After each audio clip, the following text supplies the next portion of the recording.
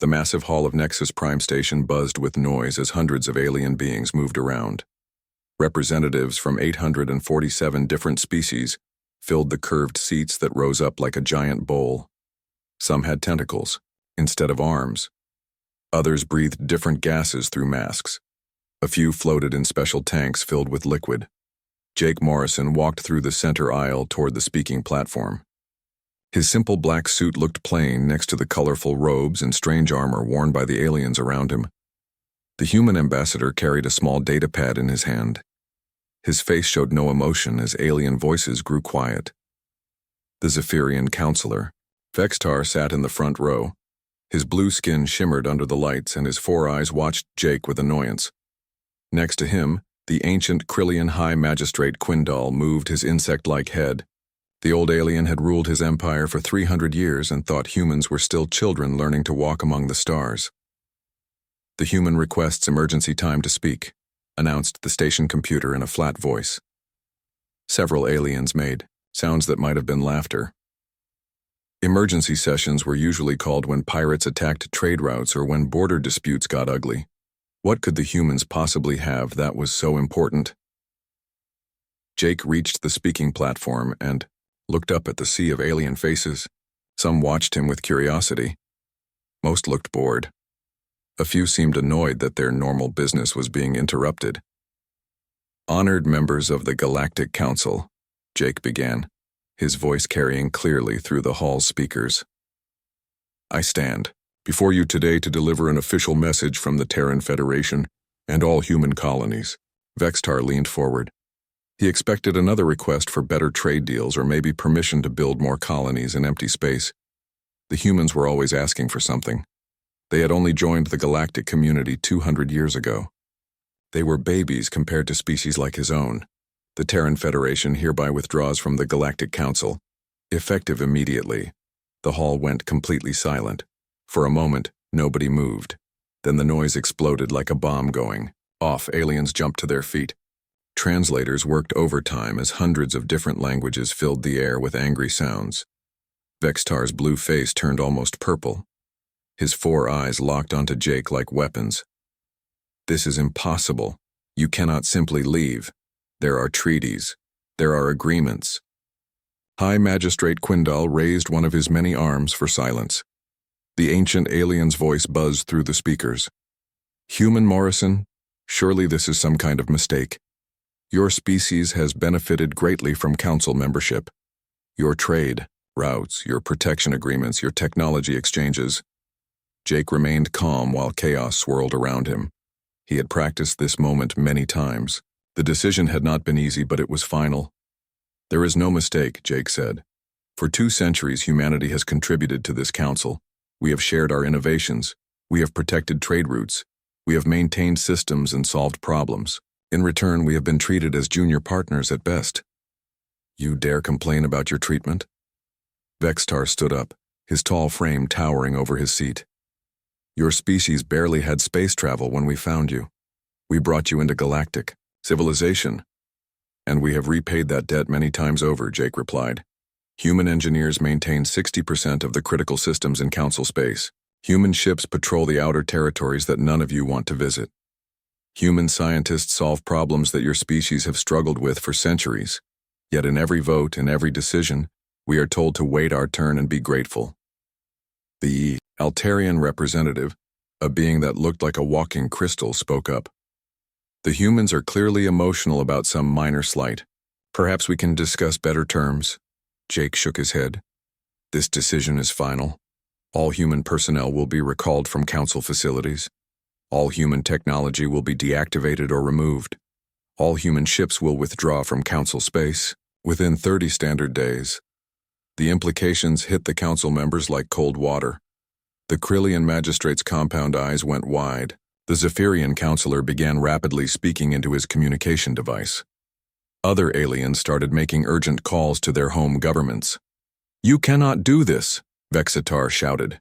"Your technology is integrated into our systems. Your people run critical operations." "That is no longer our concern," Jake said. "Humanity offered full partnership many times. We asked for equal representation. We requested fair treatment. Each time we were told to be patient. We were told that newer species must earn their place slowly. Far above the station, Captain Lisa Hayes watched the proceedings from the bridge of the human dreadnought Defiance. The massive warship waited just outside Nexus Prime's defensive range, along with 50 other human vessels. Lisa's finger hovered over her communication panel, waiting for Jake's signal. The Terran Federation wishes the Galactic Council well in its future endeavors, Jake continued. We hold no anger toward any member species. We simply choose to pursue our own path among the stars. High Magistrate Quindal tried one more time. Ambassador Morrison, surely we can negotiate. What do you want? Better trade terms? More colony? Rights? A seat on the Inner Council? We want what we have always wanted, Jake replied. To be treated as equals. Since that appears impossible within the current structure, we choose to leave. Jake touched his datapad, sending a coded message. On the Defiance, Lisa received the signal and began implementing Operation Exodus. Across Council space, human personnel began shutting down systems and packing their equipment. This is temporary insanity, Vextar declared to his fellow counselors. The humans will be back within a cycle begging for readmission. Their economy depends on our trade routes. Their colonies need our protection.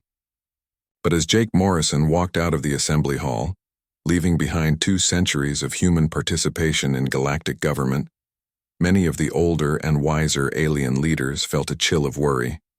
The humans had always been reliable. They had always been competent. What would happen when they were gone? 3 months had passed since the humans left. The Altarian Mining Consortium discovered the problem first. Mining Director Zalthor floated in his command center, his crystal body reflecting the warning lights that flashed red across every screen. The asteroid mining operation in the Kepler belt had stopped completely. 57 automated drilling platforms sat silent in the dark of space. Status report, Zalthor commanded, his voice creating musical tones that the translator turned into standard galactic speech. Technical operator Velmar, a younger Altarian with clearer crystal formations, checked his displays. All drilling. Platforms are offline. The core systems require authorization codes that we do not possess. What authorization codes? We own these platforms. Yes, but the drilling systems were designed by Human Dynamics Corporation. The safety protocols and operational controls all require human biometric scans and encrypted access keys. Zalthor's crystal body darkened with frustration. The Altarians had bought the drilling platforms from the humans 5 years ago. They were the most efficient asteroid miners in the galaxy, capable of extracting rare metals from solid rock, in hours instead of weeks. But now they were just expensive floating junk. On Earth, Dr. Kevin Clark sat in his office overlooking the Colorado mountains. The former head of the Human Technological Exchange now worked for Terran Defense Industries. His job was simple: recall every piece of human technology from alien hands. Kevin's assistant, Mary Johnson, brought him another report. The Altarians are trying to break the encryption on their mining platforms. Any success? Kevin asked, though he already knew the answer. None. The security systems are working exactly as designed. Every attempt to bypass the controls triggers the self-destruct sequence for that particular component. Kevin nodded. The humans had learned to be careful after some early bad experiences with alien species stealing their technology. Every human-made device now came with multiple security layers. Biometric locks, quantum encryption, and self-destruct mechanisms were standard features. What about the communication relays? Kevin asked. Mary checked her tablet. Shutting down according to schedule. The Zephyrians lost contact with their outer rim territories yesterday. The Krillians are having problems coordinating their trade fleets. The communication relay network had been one of humanity's greatest gifts to galactic civilization. Before human involvement, messages between star systems could take weeks or months to arrive. Human quantum relay boosters had made real-time conversation possible across thousands of light years. Now those relays were going dark, one by one. Counselor Vexitar stood in the emergency session hall on Nexus Prime. The proud Zephyrian looked exhausted. His blue skin had lost its normal shimmer and his 4 eyes were red from lack of sleep. The situation is becoming critical, Vexitar reported to his fellow council members. 17 of our colonies have not reported in over a week. Our merchant fleet is scattered across 3 sectors with no way to coordinate movements. Hi. Magistrate Quindle's insect-like head tilted in what might have been sympathy. The ancient Krillian was facing similar problems. Our cargo vessels are operating at 12% efficiency. The automated navigation systems that humans installed have stopped working. Our pilots must now manually plot courses using methods we abandoned centuries ago. The truth was becoming clear to everyone in the hall. The humans had not simply participated in galactic civilization, they had become its backbone. Captain Lisa Hayes walked through the corridors of the Defiance as her ship patrolled the outer edges of Terran space. Reports came in every hour about the problems spreading through Council territory. "Ma'am," Communications Officer Peter Brown called from his station. "We're receiving another transmission from the Altarian government. They're offering to buy replacement mining equipment." "What kind of payment?" Lisa asked. "Standard Council currency and trade agreements." Lisa shook her head. "Decline the offer. Forward their request to Earth for review." The humans were not being cruel. They simply no longer felt obligated to solve everyone else's problems. For 2 centuries they had maintained alien systems, fixed alien mistakes, and shared their innovations freely. In return, they had been treated like hired help, rather than equal partners. On the frontier world of New Casablanca, Colonial Administrator Ben Turner watched alien refugees arriving every day. These were not war refugees or disaster victims. These were aliens fleeing from their own territories because basic life support systems were failing. "How many today?" Ben asked his aide, Carol White. 43, mostly Aquarians from the Delta sector. Their water recycling plants have stopped working. Ben sighed. The water recycling systems had been human-designed and human-maintained. They turned poisonous waste into clean drinking water using biological filters that required constant adjustment. Without human technicians to monitor them, the systems had gradually broken down. "What about housing?" "We're running out of space. The alien refugees don't complain, but their life support needs are different from ours. We're doing our best." Meanwhile, in the depths of space, something else was stirring. The Void Hunters had been watching the galactic community for decades, waiting for the right moment to strike. They were a species that lived in the dark between stars, feeding on energy and resources from civilized worlds. Scout Commander Thaxel observed the chaos spreading through Council space. The early warning networks that had kept his people at bay were failing.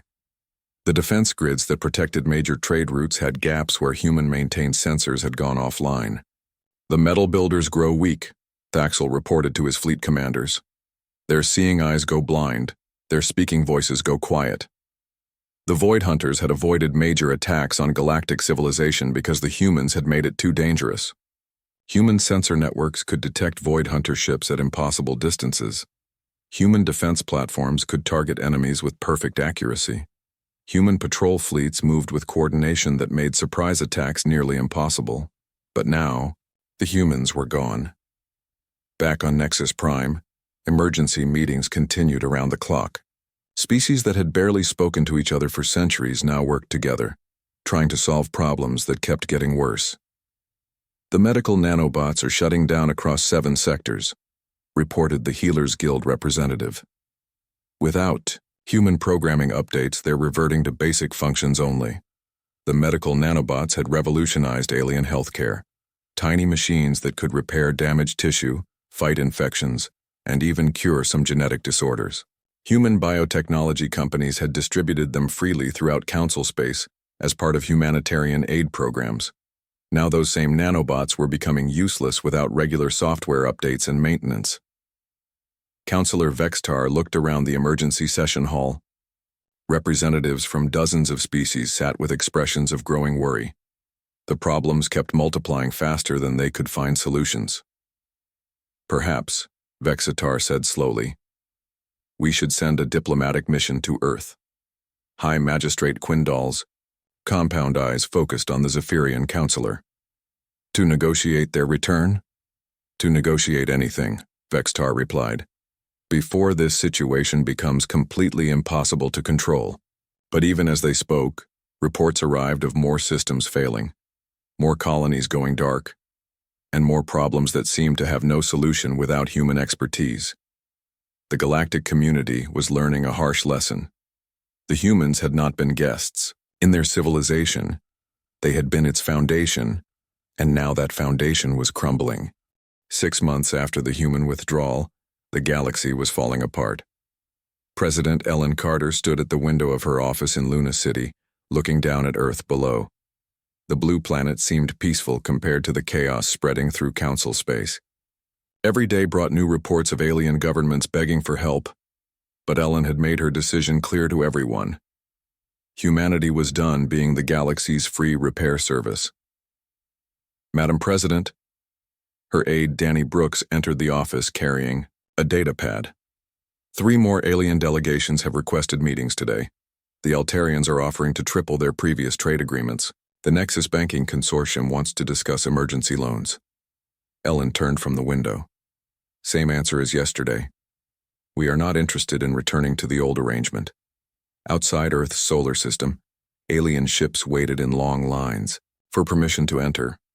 The Terran Defense Force had established checkpoints at the edge of human space. Every alien vessel was searched and questioned before being allowed to proceed to Earth.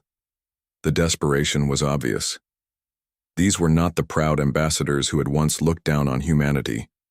These were refugees from failing civilizations, coming to beg for help from the species they had dismissed as primitive. Admiral Lisa Hayes commanded the defense fleet from her flagship. She read reports that would have seemed impossible just months earlier. The Krillian Empire, which had ruled thousands of worlds for millennia, was fragmenting. Outer territories were declaring independence because they could no longer maintain contact with the core worlds. Admiral, her communications officer called out, priority message from the Nexus Banking Consortium.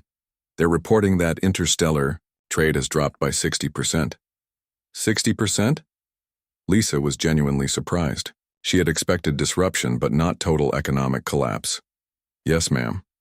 The cargo transport networks were more dependent on human logistics than anyone realized. Without our coordination systems, cargo ships are getting lost, delayed, or simply breaking down in space. The Banking Consortium had been one of the most powerful organizations in the galaxy. They controlled the flow of money between star systems and had enough influence to topple governments. Now they were struggling to process basic transactions because their quantum accounting systems required human-designed processors.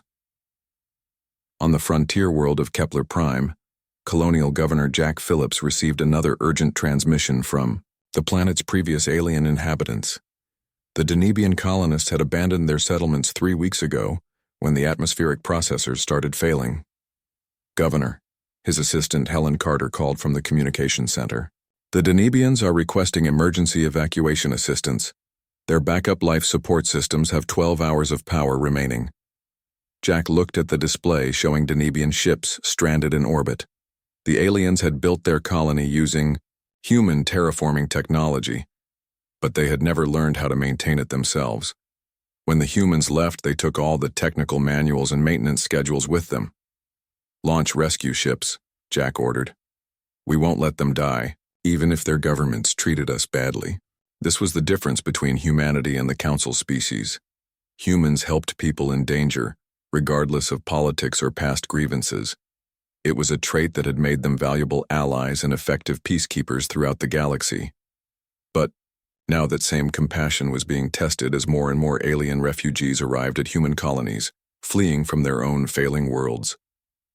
Dr. Amy Foster worked in a secure facility beneath the Colorado mountains, analyzing intelligence reports from across the galaxy. The former council liaison now served as Earth's chief analyst for galactic affairs. The reports painted a picture of complete systemic failure. Food distribution networks had collapsed, leaving some species facing starvation. Medical facilities could not function without human-maintained equipment. Even basic things like water purification and waste recycling were breaking down. The scope of the crisis exceeds our worst projections, Amy reported to the Terran Security Council via secure transmission. Multiple species are facing existential threats to their survival. Defense Secretary Tony Reid reviewed the data from his office in Geneva. The numbers were staggering. 17 different species were experiencing critical infrastructure failures. 34 star systems had lost primary power generation. Over 100 colonies had been abandoned due to life support failures. What about military implications? Tony asked. Even worse than the civilian problems, Amy replied. The galactic defense grid has massive holes in coverage. Patrol schedules are completely disrupted. Several species have lost contact with their own military forces. As if summoned by their discussion, the crisis took a darker turn. The Void Hunters struck without warning. Fleet Commander Thaxel led the first major attack on the Rigel system. His dark ships moved through space like shadows, invisible to the remaining alien sensors. The defense platforms that should have stopped them were offline, their targeting systems dependent on human programming that no longer functioned. 3 Zephyrian colonies died in the first assault. Millions of blue-skinned aliens perished as Void Hunter ships drained the energy from their worlds, leaving behind frozen, lifeless rocks. The news reached Earth within hours. General Rick Barnes sat in the Pentagon Situation Room, watching tactical displays that showed the Void Hunter advance. The aliens had asked for military assistance, but Earth's response had been clear. Not our problem anymore. Sir, his aide Colonel Nancy Price reported, the Zephyrian Empire is requesting immediate military aid. They're offering full territorial concessions and technology transfers. Rick studied the tactical situation. The Void Hunters were using strategies that the Galactic Defense Forces could not counter without human coordination systems.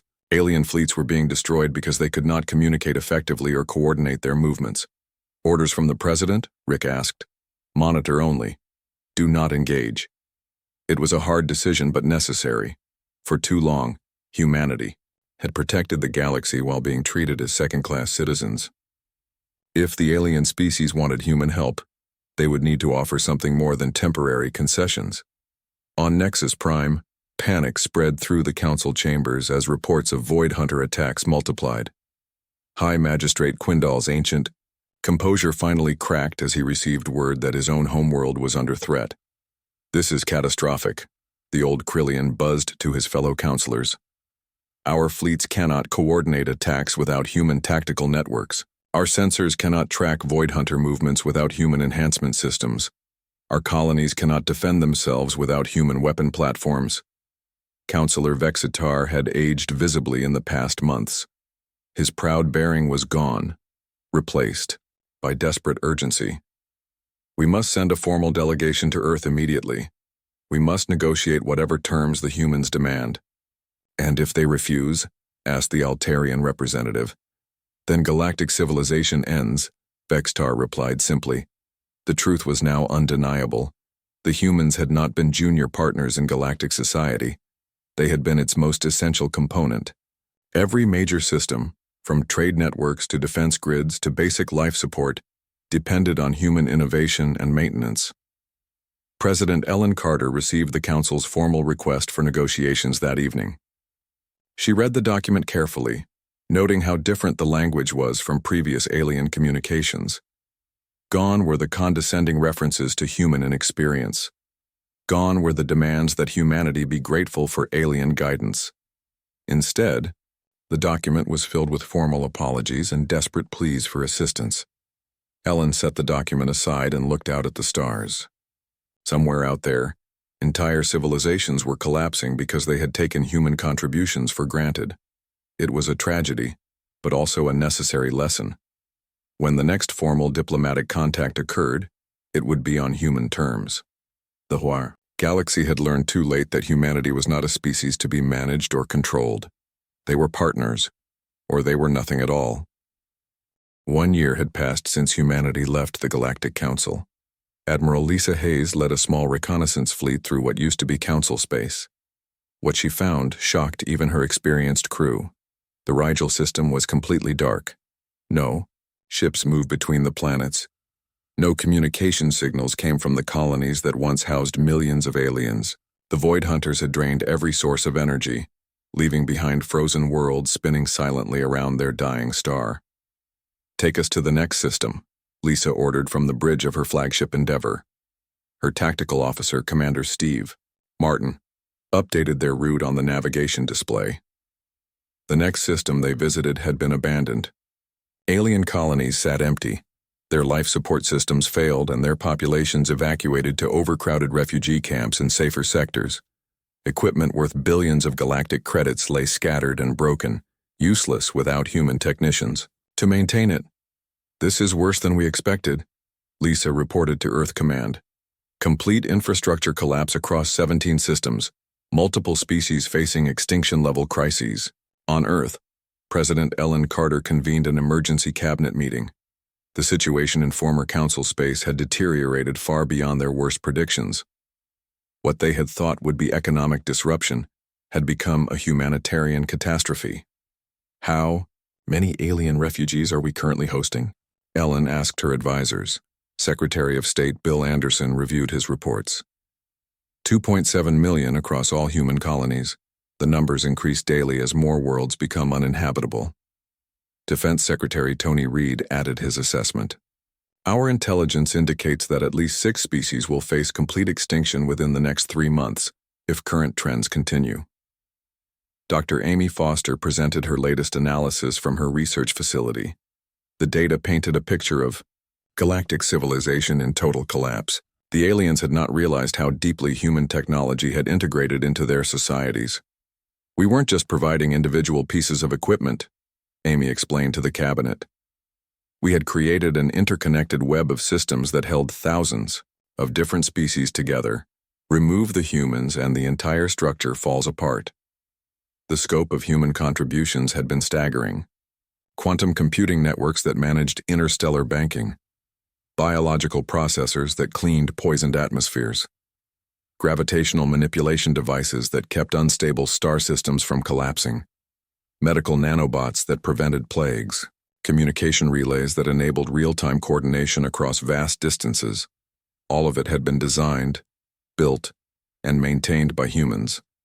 And all of it had been taken for granted by alien species who saw it as their natural right to have these systems available. Science advisor Dr. Kate Williams presented the most startling discovery of all.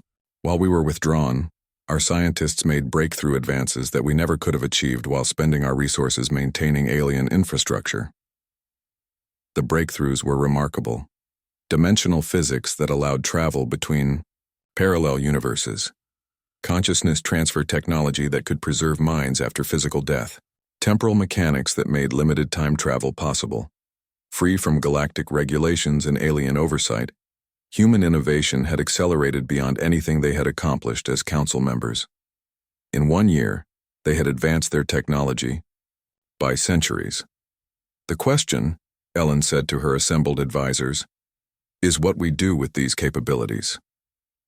Meanwhile, the first major diplomatic mission from the alien species was approaching Sol system. It was unprecedented in galactic history. Every major council species had sent their highest-ranking officials on a single desperate journey to Earth. Councillor Vexitar sat in the passenger compartment of a damaged Zephyrian cruiser, watching Earth grow larger through the viewport. His proud empire was fragmenting. 3 more colony worlds had gone silent in the past week, their populations either dead or fled to refugee camps. High Magistrate Quindal traveled on a barely functional Krillian vessel. The ancient alien looked older than his 400 years. His millennium-old empire had lost over half its territory to infrastructure collapse and could not even maintain contact with remaining colonies. The Altarian representative floated in a crystal transport ship that flickered with power failures. Their mining operations had completely stopped, leaving their crystal-based economy in ruins.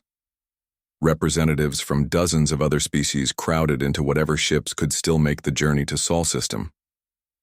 Pirates attacked refugee convoys daily because the patrol fleets could no longer coordinate their movements. Plague spread through overcrowded camps because medical systems had failed. Entire star systems were going dark as power grids collapsed. Admiral Lisa Hayes met the alien fleet at the edge of human space. The contrast was obvious to everyone. The human ships were clean, efficient, and powerful. The alien vessels looked like floating scrap heaps held together with emergency repairs. "Alien fleet, this is Admiral Hayes of the Terran Defense Force," Lisa transmitted. "State your business in human territory." The response came from multiple sources as different species tried to speak at once. Finally, High Magistrate Quindal's ancient voice cut through the chatter. "Admiral Hayes, we come to beg forgiveness and request urgent assistance. Our civilizations are dying without human support." Lisa had expected this moment for months, but hearing the words still felt surreal. These were the same species that had once dismissed humans as primitive newcomers. Now they were begging for help from the species they had treated as junior partners. "You are cleared to proceed to Earth orbit," Lisa replied. "President Carter will meet with your representatives tomorrow." The alien fleet limped toward Earth, their damaged ships escorted by pristine human vessels. The symbolism was not lost on anyone watching. On Earth, President Ellen Carter prepared for the most important diplomatic meeting in human history. The terms she offered would reshape galactic civilization forever, assuming there was enough of it left to save.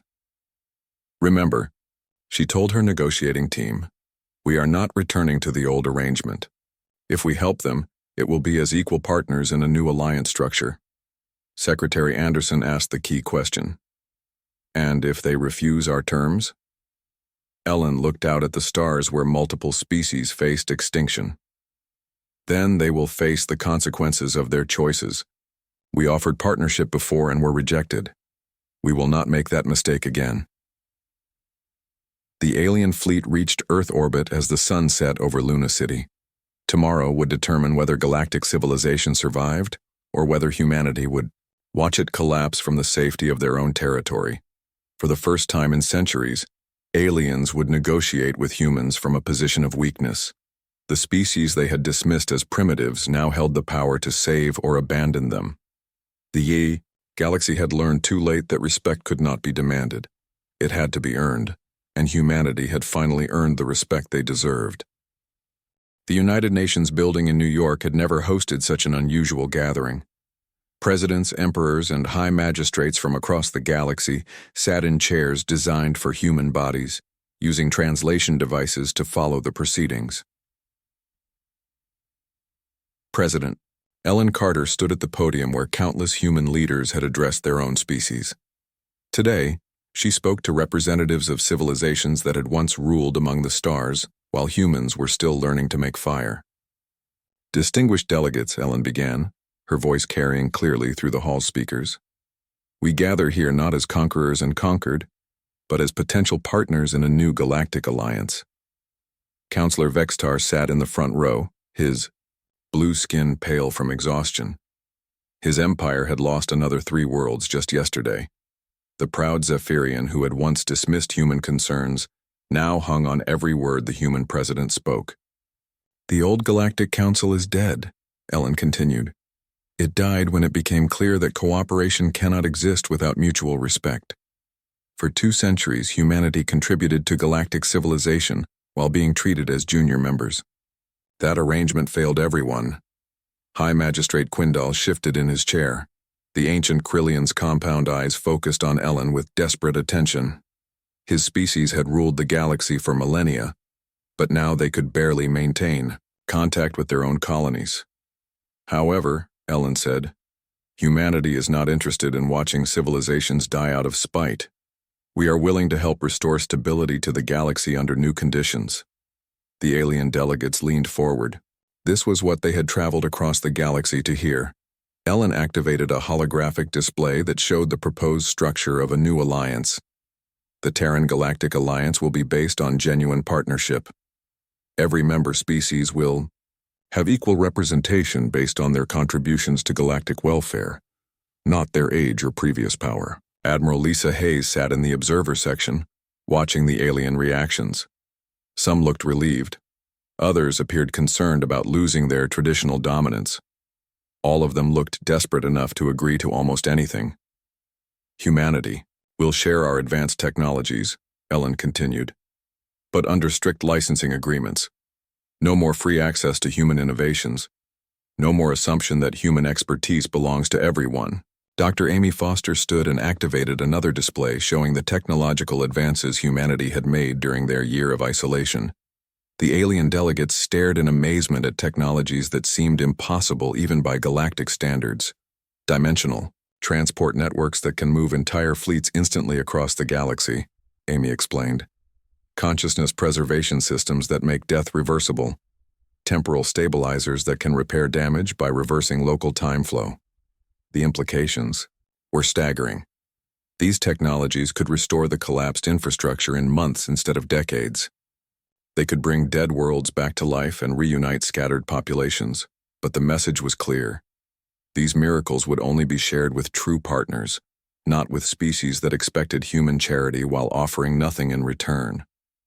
Counselor. Vexter raised one of his forearms for permission to speak. Ellen nodded and the Zephyrian stood slowly. President Carter, Vextar said, his voice humble in a way that would have been impossible a year earlier. The Zephyrian Empire formally apologizes for our previous treatment of humanity. We accept your terms for partnership in the new alliance. One by one, other representatives stood to make similar statements. The Altarians offered their crystal technology for shared development. The Krillians promised full access to their ancient archives of galactic history. Species after species agreed to the human terms. High Magistrate Quindal was the last to stand. The ancient alien's voice buzzed with what might have been shame. The Krillian hierarchy has ruled for thousands of years, but we have learned that age does not equal wisdom. We accept humanity as our equals and request membership in your new alliance. 6 months later, construction began on the new alliance headquarters.